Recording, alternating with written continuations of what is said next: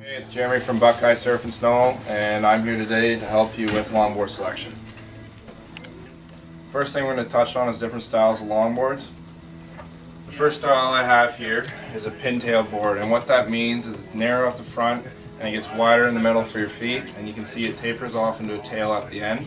These boards are prime for people that are looking to just cruise around, and you can see they're a bit longer, so any of the heavier riders, this will be a good board for you. The next board I'm going to show you is a twin tip board. You can see that it's even on both sides and there's no direction that you should be riding these boards.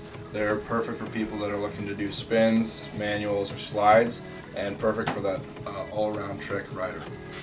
Final style I'm going to show you is a kicktail board.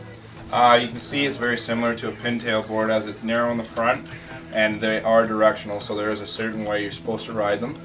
But the kicktail, what it helps with is dropping off curbs and helping with manuals. You can see it's a little bit smaller than any of the pintail and the twin tip boards. Alright, the next thing we're going to talk about is trucks. Trucks are super important when buying a longboard because they determine the type of riding you're into. First truck I'm going to show you is a single pivot gull wing truck.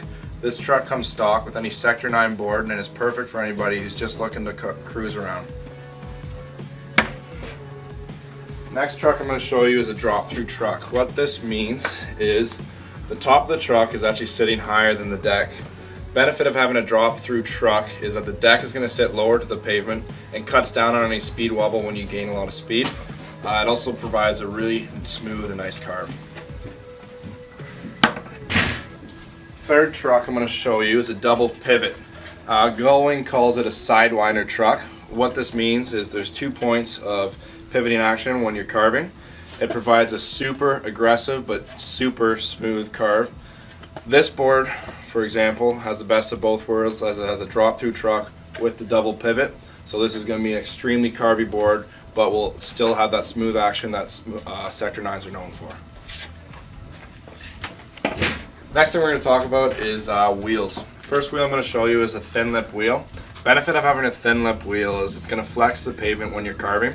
It's also a super soft durometer, so when you're carving it's going to resist sliding. Next wheel is a stone ground wheel. You can see that the skin's been worn off from the factory.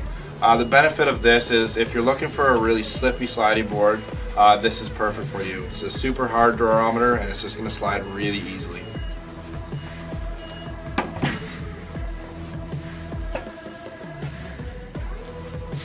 The last wheel is kind of the balance between both. These wheels come stock with any cruiser board. You can see that the skin's it hasn't been worn off yet, but once you start riding it, you'll find that it will come off and you will be able to slide it.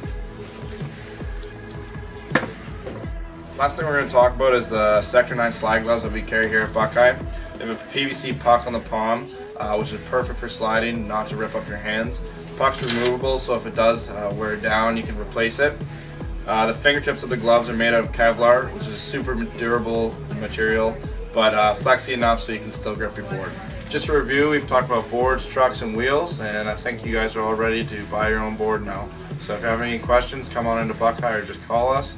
And thanks a lot for watching the video, and have fun longboarding.